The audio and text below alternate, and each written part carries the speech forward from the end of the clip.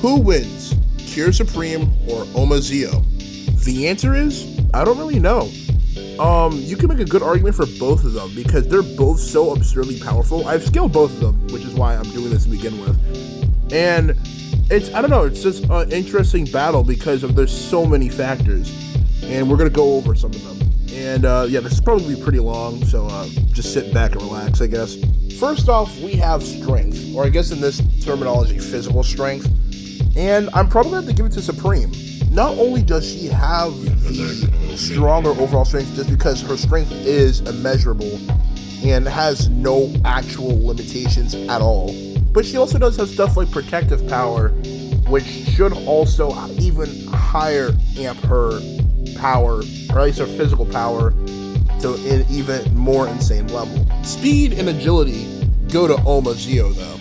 Not only would he have access to cognitive speed from clock up and hyper clock up, but since all the abilities of every single rider exist within him, he can also just stack that with like drives abilities or excels.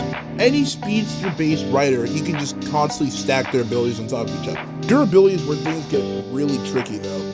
Ohma Zio's armor has the ability to negate all forms of physical damage, and also he has a barrier around him that allows him to passively send attacks to another dimension, kind of like a stronger version of Infinity from Jujutsu Kaisen. But Supreme has something kind of similar.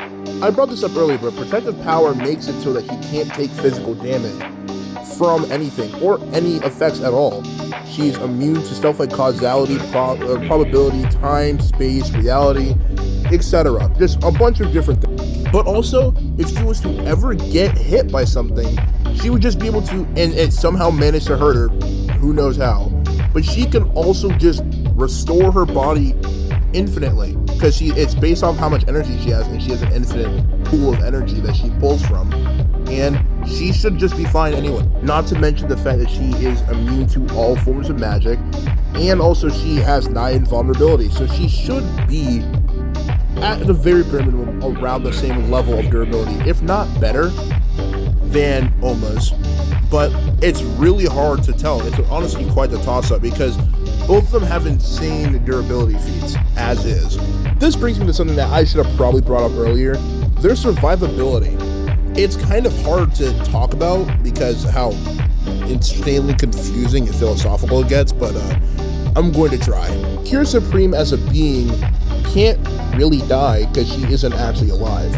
She's beyond the idea of life. In Pretty Cure, she both exists and she doesn't exist. In other words, if you were to wipe her from existence, she would still be alive because she never existed in the first place. Oh my goodness, that is confusing. But basically, you can't wipe her from existence. Somehow, Ohma's just as bad when it comes to that because when he got erased from existence by another Ohma, he just came back like, with no real explanation besides, oh yeah, no, the real world empowers me, so I just kind of came back. So it's kind of this thing where you can't really wipe either one from existence, like neither one can really kill the other. It doesn't help that he has resistances, regeneration, and etc. of every single rider in existence, so he should realistically just have all of their resistances to a point where he is just fine, really. Like, there's not really anything that could kill him. He just come back. After yet another tie, I am glad to say that Ohma actually does take combat. And this should be obvious, you know. He has the skills of all the other riders, plus some more. And he's fought against skilled combatants like Zio, you know, aka himself, and also Decade, etc. really. He's just a really skilled fighter overall. Abilities and hacks, though, is when things get really, really difficult for me. Because Ohma has way more, but Cure Supremes are equally as potent as Ohma's. They're around the same level of power. So I would say that, but it's like, also, Cures can just manifest power. So Ohma having more doesn't mean that she can't eventually have more than he does, or he can't just manifest more abilities to have more than she does, because both of them have the capabilities of doing that whenever they really want to. See, the thing that makes this the most tricky is the fact that Cure Supreme's entire abilities or entire theming is that she is the strongest. Whenever someone asks me what's Cure Supreme's abilities, Her ability is that she's the strongest. But that's the problem. If someone was to try and was trying to fight her and they were like slightly weaker than her, they would lose because she has an ability that quite literally plays into the idea of people being weaker than her. So if you think that in any way, shape, or form Ohma is weaker than Supreme wins, no diff. But if you think that Ohma would win, then that's also just as correct, because Ohma has the ability to just negate most of her abilities, in a sense. He could just copy everything about her and she just would not be able to do anything about it. If you grant the idea that he is stronger of the two of them.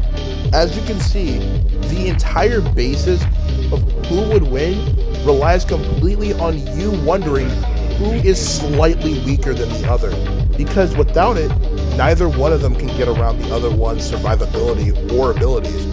The only thing that you could really argue for Cure Supreme is that Cure Supreme is immune to all magic, so that kind of like cuts like most of the things that Ohma can do to her in half. But also, Cure Supreme's abilities would not be able to get around the idea of Ohma's survivability and the fact he can just keep popping back up, unless you grant the idea that she can like activate her overwhelming strength ability, and that would only be able to happen if Ohma is weaker than her. So what do you guys think? Because this is where this ends. It's almost 7 minutes long. Yeah, this was a doozy to think about because this is just hurting my head as is. So tell me what you guys think below. This was something, to say the least, and we'll have to pick a longer audio because this video is longer than the audio I always use. Yeah, bye.